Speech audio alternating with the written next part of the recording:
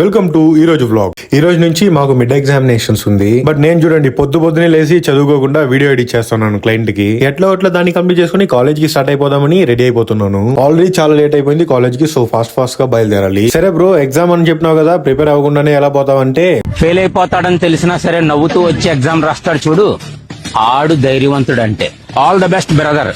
ఏదో రోజు ఆ ధైర్యమే నిన్ను మంచి స్థానంలో నిలబెడద్ది. అది అన్నమాట. అందుకని ఫెయిల్ అయిపోమని చెప్పలేదు. అట్లా కాలేజ్కి వెళ్ళిపోయి క్లాస్కి పోయి ఎగ్జామ్ ఎక్కడో కనుక్కొని ఎగ్జామ్ హాల్కి వెళ్ళిపోయి ఎగ్జామ్ రాసేసి ఇంటికి దొబ్బేసాను.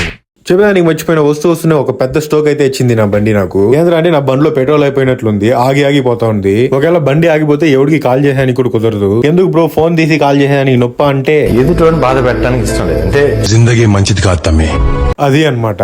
నాకున్న ఒకే ఒక నమ్మకం ఏంద్రా అంటే నా బండే. నేను అనుకున్నట్లే ఏడ ఆగకుండా సేఫ్ గా పెట్రోల్ బంప్ వరకు వచ్చేసింది. ఒకవేళ నా టైం బాగలేక ఏమైనా ఆగిపోయి ఉంటే అంతే.